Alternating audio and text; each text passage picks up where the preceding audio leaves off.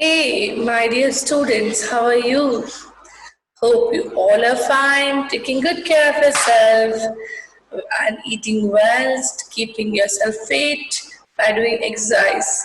And this is Shalishri ma'am, your grade 5 English subject teacher, taking English poem today from the Enchanting English. And I too fine. I taking good care of myself, and here I am to do a new poem to y'all. Guess what? What is the poem name? Can you guess? Our poem name is Daffodils. Wow, it's beautiful name, right? This is about the flower, daffodils. Have you seen the flower before? You heard about it? I heard. I've seen. I just love this flower. Because as soon as I came to know this, I also heard before, but I am going to show you beautiful video of these flowers, how it looks, and I'm going to share a few things about this poem. Also, poet William Wordsworth sharing beautiful thing about this poet flower. Daffodils is a symbol, believes that symbol for the new birth, for the new beginning. It can grow in a dark, it can grow in a dark shade also, and it comes in a white color, yellow color, right? So, daffodils, poet is William Wordsworth. To know about him, we will just check the textbook and read about him, and also we'll know some thing which he has shared with us, to some facts that experience things which how he has motivated right to about this poem. It's said that he's a nature lover. The poet is a nature lover, and his poems, most of the poems, what he has written is related to the nature. I'm sharing with your screen. Let's go and check more about it.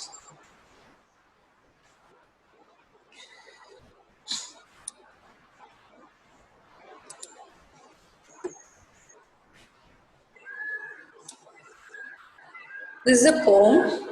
Yeah. William Wordsworth was an English poet.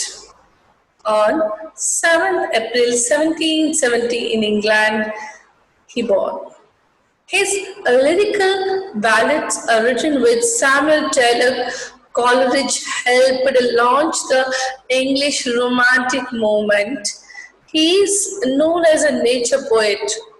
Because of his love for nature, he described his personal experience with nature in most of his poems. Do you know some facts about him? It was 15th April 1802.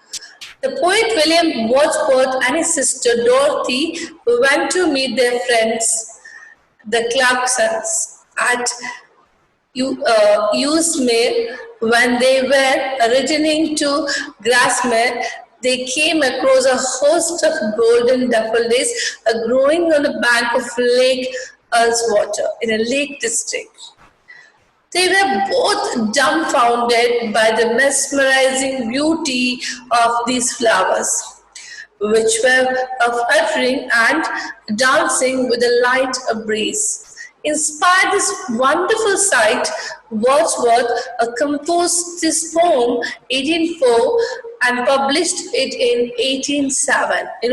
The sister and he, they saw this beautiful flower, they were mesmerized with this beauty, and it really got inspired him to write about this poem, and he composed. Now, the poem I'm going to read with y'all. Okay, with the meaning, as always we do, new lesson, new stories, new poems, new words will be there, and understanding the meaning is very important.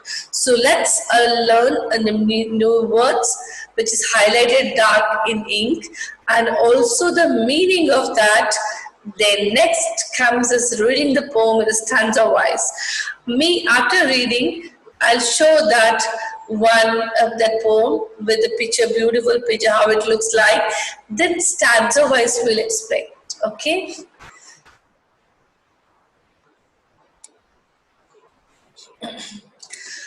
Floats, moves easily or slightly.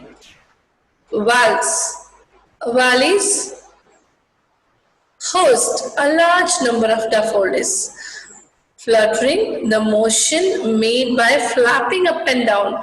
One more we can say in there's no unsteadily flying. A glance, a brief look, then jocund, a cheerful, a merry.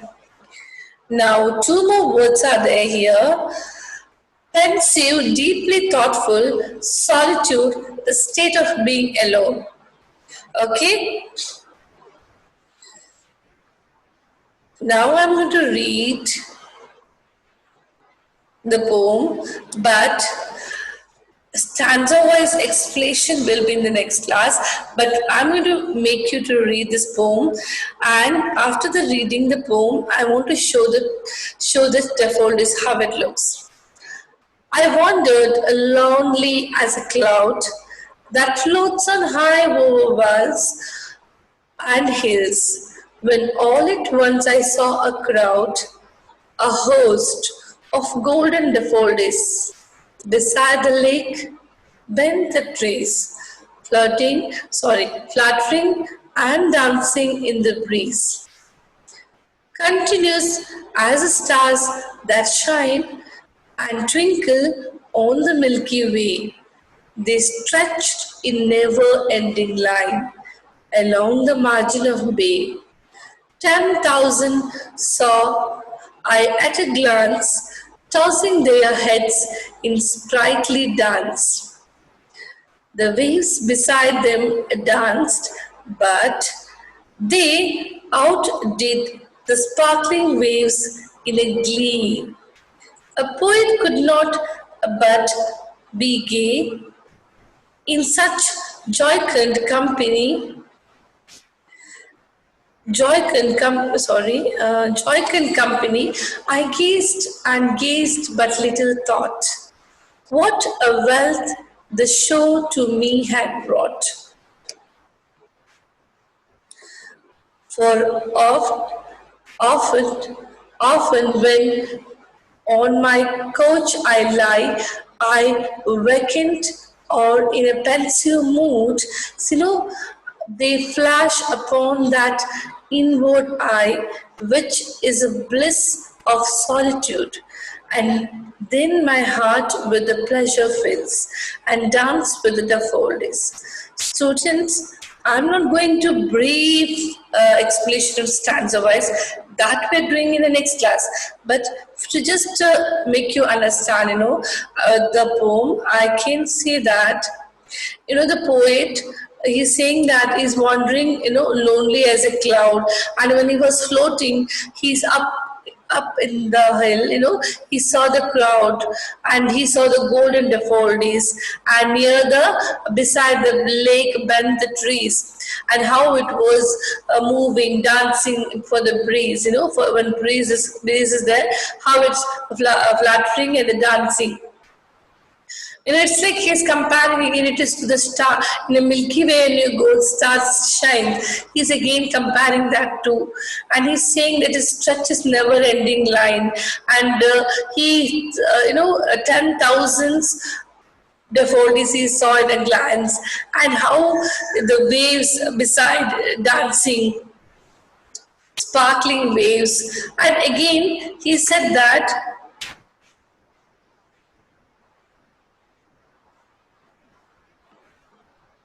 When he was lying, in his coach, he was in a very thoughtful mood, and how he was feeling.